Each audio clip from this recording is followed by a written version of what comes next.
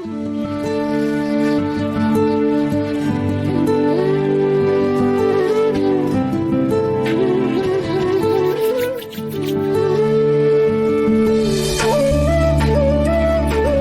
Morning.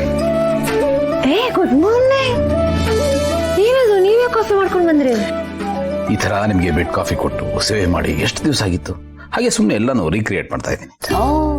ಮನೆಗೆ ಬರ್ತಿದ್ದಂಗೆ OG Gautam Devan returns. Yes, full active ಆಗಿಬಿಟ್ಟಿದ್ರಾ?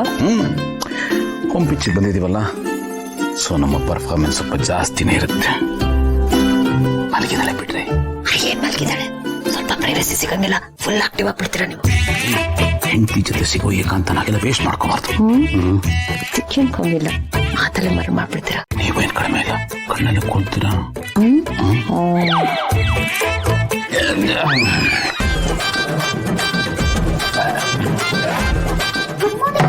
Good morning ಮಿಚ್ಚು.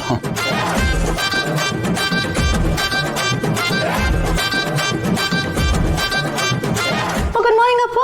ಗುಡ್ ಮಾರ್ನಿಂಗ್ ಕಣ. Good morning. ಯಾಕೋ? ನೀವು ಮಾಡಿದ ತಪ್ಪು ತಾನೆ?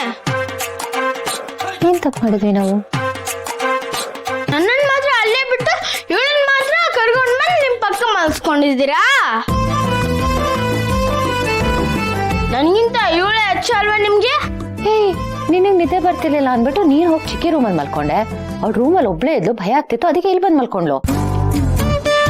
ಗೊತ್ತು ಬಿಡಿ. ಏನಪ್ಪ ಗೊತ್ತು? ಪೂಜೆಲು ಅಷ್ಟೇ, ಜಾಸ್ತಿ ಇವಳಿಗೆ ಪ್ರಿಫರೆನ್ಸ್. ಪಪ್ಪ ಇವಳನ್ನ ಕರೆದ್ಬಿಟ್ಟು ಪಕ್ಕದಲ್ಲಿ ಕೂರ್ಸ್ಕೊಂಡ್ರು.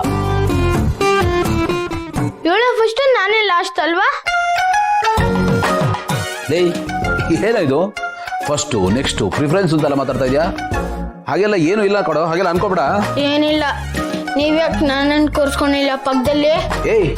ನೀನು ಮಮ್ಮಿ ಪಕ್ಕ ಕೂತೇ ಇದ್ಯಲ್ಲೋ. ನಾನು ಹೇಳಿದ್ನು ನಿಮ್ ಪಕ್ಕ. ಸರಿ, ನೀನೇ ಬಂದು ನಮ್ಮಿಬ್ಬರ ಮಧ್ಯೆ ಕೂತ್ಕೋಬೋದಾಗಿತ್ತಪ್ಪ. ನೀವೇ ಕರ್ದು ಕೂರ್ಸ್ಕೋಬೇಕಾಗಿತ್ತಪ್ಪ. ಹಾಗೆಲ್ಲ ಮಾತಾಡ್ಬಾರ್ದು. ಅವಳು ಯಾರು? ನಿಮ್ಮ ಅಕ್ಕ ತಾನೆ.